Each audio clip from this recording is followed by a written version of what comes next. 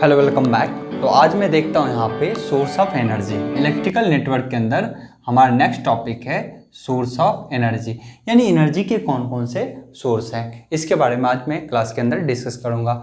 यहाँ पे ध्यान रखें, मेनली आप जब आपका एक और सब्जेक्ट आई होप होना चाहिए वो पावर जनरेशन है ना, तो वहाँ से सोर्स ऑफ एनर्जी का आप जरूर टाइप्स पढ़ते हैं, लेकिन वहाँ जो मेनली टाइप पढ़ते हैं आप रिन्यूएबल और नॉन रिन्यूएबल है ना।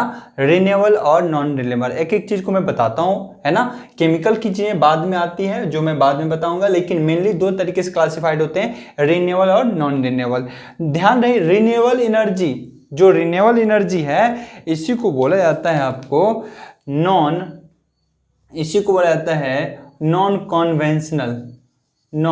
Conventional energy. ये ध्यान रखें, कई बार आपको ये भी पूछ देता है चीजें, तो इस चीज़ों का ध्यान रहे। नॉन कन्वेंशनल को ही रिन्यूएबल एनर्जी बोला जाता है। पहले सोर्स ऑफ एनर्जी क्या होता है, मतलब जिससे एनर्जी आप ले सकते हो, रिसीव कर सकते हो, वही सोर्स ऑफ एनर्जी होगा। तो यहाँ पे बोला गया है कि सोर्स ऑफ एनर्जी दो तरीके से क्लासिफाइड होता है, एक रिन्यूएबल और दूसरा नॉन रिन्यूएबल। आप कहोगे कि सर रिन्यूएबल क्या होता है और नॉन रिन्यूएबल क्या होता है, इसके बारे में समझिए। सबसे पहले रिन्यूएबल क्या होता है इसके बारे में डिस्कस करता हूँ। देखिए, रिन्यूएबल वो एनर्जी होता है जो अभी लेटेस्ट ट्रेंड में बहुत फ्रीक्वेंट डेवलपमेंट हुए हैं और जिनका यूजेज आज के डेली लाइफ में रेगुलर किए जा रहे हैं, दैट इज रिन्यूएबल एनर्जी। जिसका रिसेंट ट्रेंड बहुत ज्यादा हुआ है, जैसे कि सोलर है ना। सोलर का इंडिया में अभी इसका स्कोप जो है बहुत तेजी से बढ़ रहा है और ये भी टारगेट है कि 2030 तक 1 लाख मेगावाट एनर्जी को इंडिया क्या करेगा, प्रोड्यूस करेगा सिर्फ सोलर से। तो सोलर का आज के डेट में बहुत ज्यादा यूज है। तो रिन्यूएबल एनर्जी रिसेंट ट्रेंड के हैं, solar energy, wind energy, geothermal है ना। ये विंड के थ्रू, जियोथर्मल होता है अर्थ के जो गर्म होते हैं नीचे के, जो टेम्परेचर बढ़ता है अर्थ का नीचे है ना, उसके हीटिंग से हम क्या करते हैं, वाटर, हॉट वाटर निकालते हैं, गर्म पानी निकालते हैं और उसका हम यूज करते हैं, ठीक है ना। बायोमास क्या हो गया है ना, जो कचरे आप पहले देखते होंगे, बायोमास का बहुत यूज होता था। जो भी कचरे होते थे ना वो सबको डालते थे है ना, और एक तरह से गोबर गैस अगर कहते हो, वो हम लोग डेली लाइफ में यूज करते हैं कई बार, गोबर गैस है ना। तो वो बायोमास ही एक तरीके से होता है, वहां से हम क्या करते हैं, गैस के थ्रू एनर्जी रिलीज कराते हैं, ठीक है ना। नेक्स्ट है कल्टीवेटेड प्लांट और हाइड्रो पावर प्लांट। ध्यान रखें, कई बार एग्जाम में पूछ लेता है हाइड्रो पावर प्लांट को किस में रखते हैं, तो अपने को लगता है हाइड्रो पावर प्लांट तो बहुत दिन से आता है, तो रिसेंट ट्रेंड में नहीं, ऐसा नहीं है। ध्यान रखें, रिन्यूएबल एनर्जी के अंदर हम रखते हैं हाइड्रो पावर प्लांट, यानी नॉन कन्वेंशनल एनर्जी है। वाटर भी, यानी ध्यान में रखना है क्या, सूर्य का रोशनी है ना, सनलाइट्स, और आप बात करो कि हवा और पानी, ये तीनों किस में आते हैं, रिन्यूएबल के अंदर। इन चीजों का आपको दिमाग में रहे, ठीक है ना। चलिए नेक्स्ट आपसे टॉपिक में कहता है यहाँ पे नॉन रिन्यूएबल। नॉन रिन्यूएबल का क्या मतलब हुआ, यानी इसी को बोलते हैं कन्वेंशनल, इसी को दूसरे नाम से बोला जाता है conventional energy, conventional energy source. तो कन्वेंशनल क्या होता है, वो जो लॉन्ग टर्म से आ रहा है ना, जो लॉन्ग टर्म से अभी तक आ रहा है और आगे लॉन्ग टर्म तक जाएगा, ठीक है ना। तो जिसको, जो काफी पुराना ट्रेंड हो चुका है, उस तरीके से उसकी बात करो तो उसी को बोलते हैं नॉन रिन्यूएबल एनर्जी। या कन्वेंशनल होता है ना, कि कन्वेंशनल मेथड, पुराना मेथड जो चलते आ रहा है उसी को बोलते हैं ना कन्वेंशनल ट्रेडिंग है ना। तो जो बहुत दिन से पुराना चले आ रहा है उसी को बोला जाता है कन्वेंशनल या नॉन रिन्यूएबल। जैसे कि उसके एग्जांपल है कोल है ना, ऑयल है ना, यूरेनियम और पीट। ये सब क्या है, हमारे नॉन, यानी conventional energy, non renewable energy के अंदर आते हैं, ठीक है। मेन हमारा एनर्जी के टाइप यही है। लेकिन क्या अपने को सर्किट थ्योरी में ये पढ़ना है, नहीं, ये ध्यान रखें, ये सर्किट थ्योरी का पार्ट नहीं है। अपने को पूछा है सोर्स ऑफ एनर्जी, तो हम यहाँ इसलिए एक एग्जांपल के तौर पे बता रहा हूँ, ध्यान रखिएगा। लेकिन अपने को पढ़ना है जैसे कि voltage source, current source, dependent source, independent source, अपने को ये पढ़ना है, क्योंकि यहाँ से हम अपने को कुछ डाटा कलेक्ट करके ले जाने हैं, इसीलिए मैं इसको एक बार डिस्कस कर दे रहा हूँ, है ना। अब देखिए, सोर्स ऑफ एनर्जी की जब बात की जाए तो अनदर एक और मेथड है जिसको हम बोलते हैं केमिकल। ये भी इसको स्किप नहीं कर सकते, केमिकल एनर्जी का भी बहुत ज़्यादा यूज है, जिसमें सबसे ज़्यादा यूज होता है, छोटे लेवल पे ही होता है लेकिन बहुत ज़्यादा यूज होता है बैटरी का, है ना। तो केमिकल एनर्जी भी एक इंपॉर्टेंट पार्ट प्ले करता है। केमिकल एनर्जी क्या है, ठीक है, तो ये चीज़ ध्यान रखें। अब यही बैटरी से, ठीक है ना, बैटरी के थ्रू भी हम कौन सी एनर्जी लेते हैं? हमेशा डीसी। बैटरी से कैसी एनर्जी लेते हैं जी? हमेशा डीसी एनर्जी लेते हैं, यानी डीसी सोर्स एक तरीके से होता है, ठीक है ना, बैटरी के अंदर। चलिए अब मैं बात करता हूं क्या सर्किट के अंदर क्या पढ़ना है सोर्स ऑफ एनर्जी, ये ध्यान रखें। ये चूंकि इन जनरल पूछ दिया है सोर्स ऑफ एनर्जी तो हमने ये बताया, लेकिन अपने को source of energy circuit theory के अकॉर्डिंग पढ़ना है, यानी इलेक्ट्रिकल नेटवर्क के अंदर पढ़ना है। नेटवर्क में कौन कौन से सोर्स का यूज होता है, तो हम पढ़ेंगे voltage source, current source, dependent source, independent source. Clear है? तो चलिए हम इन चीजों की चर्चा कर लेते हैं। अगर यहाँ पे मैं अब बताऊं कि सोर्स ऑफ एनर्जी, ध्यान रखिए, source of energy in electrical network में अपने को नेटवर्क के अंदर पढ़ना है। तो जितने भी सर्किट है उसमें हम यहाँ पे कोई भी प्लांट डायरेक्ट इंप्लीमेंट करते नहीं। तो सर्किट के अंदर हम हमेशा बैटरी, उसमें या तो एसी सोर्स दिखाते हैं या डीसी सोर्स दिखा देते हैं ना, उसमें करंट सोर्स होता है कई बार या वोल्टेज सोर्स होता है। तो ध्यान रखिएगा, मेनली यहाँ पे क्लासिफिकेशन अगर करूँ मैं सोर्स ऑफ एनर्जी का तो क्या होगा, मैं कह सकता हूँ यहाँ पे सबसे पहला होगा हमारा वोल्टेज सोर्स, वोल्टेज सोर्स, और दूसरा यहां पर होगा करंट सोर्स। ध्यान रखिएगा, दूसरा होगा करंट सोर्स, ठीक है। नेक्स्ट है यहां पे वोल्टेज सोर्स की अगर बात कोई करता है तो वोल्टेज सोर्स फिर क्लासिफाइड होता है दो तरीके से। वोल्टेज सोर्स फिर क्लासिफाइड हो जाता है दो तरीके से। कौन कौन सा? पहला कहलाता है प्रैक्टिकल वोल्टेज सोर्स और दूसरा कहलाता है आइडियल, समझिएगा बारीकी से, ideal voltage source. Similarly current source भी क्लासिफाइड हो जाता है दो तरीके से। पहला कहलाता है प्रैक्टिकल करंट सोर्स और दूसरा कहलाता है आइडियल करंट सोर्स। अब ये प्रैक्टिकल आइडियल क्या है, जैसे कि लास्ट क्लास में भी हमने एक बार बताया था आपको कि प्रैक्टिकली वो होते हैं जो डेली लाइफ में एग्जिस्ट करता है, और आइडियल कभी एग्जिस्ट नहीं करता। आइडियल में कोई लॉस ही नहीं समझते, लेकिन प्रैक्टिकली उसमें लॉस होता है। जैसे कि कोई कंडक्टर है आपके यहाँ, सपोज दैट कोई तार है, तो आइडियल में बोलेंगे इस तार का ये शॉर्ट सर्किट है, कोई करंट मतलब कि कोई भी रेजिस्टेंस नहीं है, टोटल करंट जा रहा है, जितना करंट यहाँ है उतना ही करंट यहाँ है, जितना यहाँ वोल्टेज है वही वोल्टेज यहाँ भी है। लेकिन प्रैक्टिकली ऐसा नहीं होता होगा। प्रैक्टिकली इस तार का अपना कुछ ना कुछ रेजिस्टेंस होता होगा, और कुछ ना माइन्यूट रेजिस्टेंस भी होगा, तो करंट के साथ गुना होगा तो वोल्टेज ड्रॉप हो जाएगा, है ना। तो प्रैक्टिकली कोई भी चीज़ जो होते हैं वह आइडियल से बिल्कुल डिफरेंट होता है। तो आइडियली हम एज्यूम करते हैं, सर्किट को सॉल्व करते टाइम हम सर्किट में क्या मानते हैं, सपोज दैट हम यहाँ से भेजते हैं कोई वायर और यहाँ से भेजते हैं, अगर कोई बोलता है यहाँ 10 वोल्ट है तो पूछेगा यहाँ कितना है, तो हम कहेंगे पैरेलल में वोल्टेज 10 से वोल्टेज, इस रेजिस्टेंस में वोल्टेज कितना है 10। लेकिन यहाँ के तार के रेजिस्टेंस को हमने माना क्या, नहीं, यहाँ के रेजिस्टेंस कुछ ना कुछ तो होगा, लेकिन उसको हम क्या मानते हैं, 0। तो एक तरीके से इस तार का रेजिस्टेंस हमने कुछ भी नहीं माना, लेकिन हमने क्या किया, यहाँ बोला कि जितना करंट जा रहा है वही करंट यहाँ तक चला गया, अगर यहाँ पे रेजिस्टेंस है कोई तो पैरेलल में वोल्टेज क्या बराबर, तो इस तार का रेजिस्टेंस क्या मान लिया, 0। तो प्रैक्टिकली होता नहीं है, प्रैक्टिकली कुछ ना कुछ रेजिस्टेंस होता है, आइडियली नहीं मानते हैं ना। तो कोई भी चीज़ें होती है, मैं बता देता हूँ, एक सेकेंड सुनिएगा। यानी चीज़ें क्या होती है, आइडियली कभी एग्जिस्ट ही नहीं करता। प्रैक्टिकल कोई भी चीज़ है प्रैक्टिकली होते हैं, है ना। तो कोई भी बैटरी है तो उसमें हम जब सर्किट सॉल्व करते हैं तो उसका रेजिस्टेंस क्या करते हैं, हटा देते हैं, है ना। लेकिन जब एग्जैक्ट प्रैक्टिकल रेजिस्टेंस की बात करें तो बैटरी के अंदर कुछ ना कुछ माइन्यूट रेजिस्टेंस होता है जहां पे वोल्टेज ड्रॉप होता है। चलिए हम बात करेंगे आगे, तो पर आप समझिए प्रैक्टिकली क्या होता है, आइडियली क्या होता है। प्रैक्टिकली यहाँ पे क्या है, आइडियल क्या है, तो चलिए समझते हैं। प्रैक्टिकली वोल्टेज सोर्स किसको कहते हैं, ये देखिए, ऐसा voltage source, practical voltage source, ऐसा वोल्टेज सोर्स, और ठीक है प्रैक्टिकल की बात कर रहा है, तो यहाँ तो प्रैक्टिकल की बात कर रहा है, इसका मतलब इसमें कुछ ना कुछ रेजिस्टेंस होगा, प्रैक्टिकल की बात कर रहा है। आइडियल में ऐसा कुछ भी नहीं होगा। देखिए आइडियल में अगर ये 40 वोल्ट है तो यहाँ पे 40 वोल्ट ही रहेगा, है ना, और ये सर्किट ऐसा ही रहेगा। लेकिन जब प्रैक्टिकल की बात होती है तो इस बैटरी का अपना कुछ ना कुछ रेजिस्टेंस होगा जिसको हम स्मॉल आर से मेंशन कर देते हैं। क्या करते हैं हमेशा? स्मॉल आर से। ये चीज़ें हमेशा ध्यान रहे। जो प्रैक्टिकल वोल्टेज सोर्स होगा उसमें आंतरिक प्रतिरोध होते हैं। जो भी बैटरी होगा उसमें कुछ ना कुछ रेजिस्टेंस तो होगा। वो एकदम रेजिस्टेंस उसके अंदर ऐसा नहीं है कि नहीं हो सकता, कुछ ना कुछ रेजिस्टेंस होगा। लेकिन जो इसको हम आगे सर्किट में सॉल्व करेंगे तो बताएंगे चीज़ों को। लेकिन ये जो होगा आइडियल वोल्टेज सोर्स, वो अगर 40 वोल्ट लिखा है तो इसका मतलब इसके अंदर कोई ड्रॉप नहीं होगा। क्यों? क्योंकि इसके अंदर रेजिस्टेंस है ही नहीं। समझिएगा इस चीज़ को। मैं एक सर्किट लेके बता देता हूँ, चीज़ें आपको और आसानी क्लियर से हो जाएंगी ये चीज़ें। देखिए क्या कह रहा है सर्किट में। ये जैसे है, देखिएगा, अगर ये कोई वोल्टेज सोर्स ऐसे लगा है, इसका वोल्टेज 40 और इसका रेजिस्टेंस है मान लीजिए 10, ये रेजिस्टेंस है 10 ओम। तो ओम्स लॉ अगर किसी को नहीं पता, बाहर के आगे डिस्कस करूंगा, पर देखिए अगर यहाँ पे कोई पूछे करंट तो हम कहेंगे वोल्टेज बट्टा उसमें रेजिस्टेंस।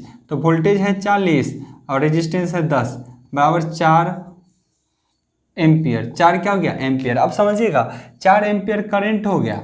लेकिन कब? जब ये बैटरी को आइडियल माना है। ये कैसा माना है जी? आइडियल। यानी इस बैटरी में आंतरिक प्रतिरोध नहीं है। लेकिन ये प्रैक्टिकली संभव होता है क्या? नहीं। लेकिन जब हम सर्किट सॉल्व करते हैं तो वहां इसका आंतरिक प्रतिरोध नहीं लिखता या देता ही नहीं, है ना। तो हम हमेशा आइडियल मान के क्वेश्चन को सॉल्व करते हैं। इस चीज का हमेशा दिमाग में रहे, है ना। तो इस चीज का ध्यान रहे। तो अब जब वही होता है, कई बार आपको क्या करेगा, जहां बहुत एग्जाम में आपको कई बार आपको देखने को मिलेगा कि कोई बैटरी दिया है ना, तो उसके साथ में स्मॉल रेजिस्टेंस भी दे देगा और यहाँ का वैल्यू आर का मान 0.5 ओम यहाँ पे दे देगा और यहाँ पे मान लीजिए 40 वोल्ट दे देगा।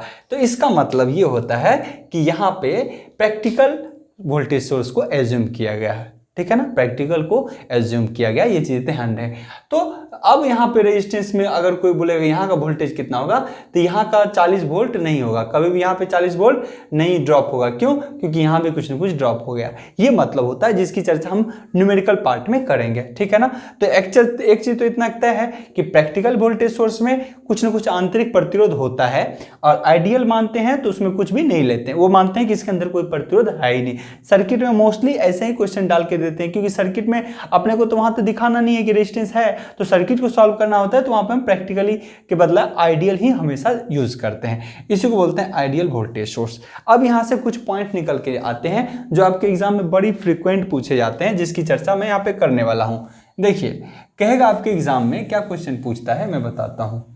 एग्जाम में आपसे क्वेश्चन पूछेगा, देखिए एग्जाम पॉइंट ऑफ व्यू से ऑब्जेक्टिव टाइप के क्वेश्चन बड़ा फ्रीक्वेंट पूछे जाते हैं, समझिएगा।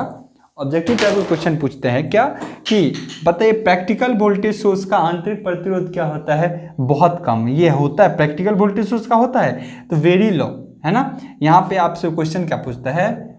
For practical voltage source, for practical voltage source internal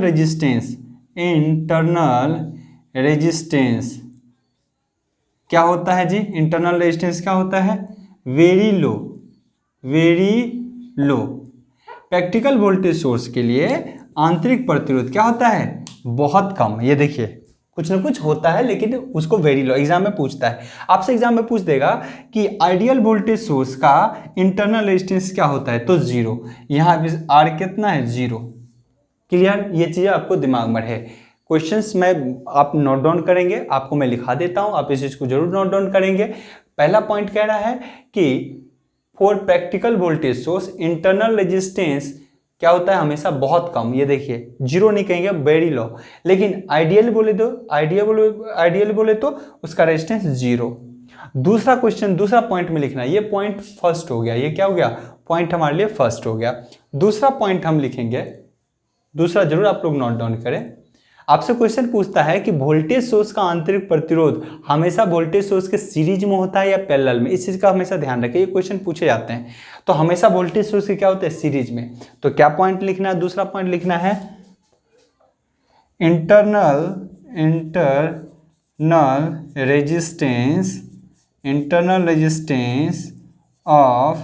resistance of voltage source is always in series. Clear?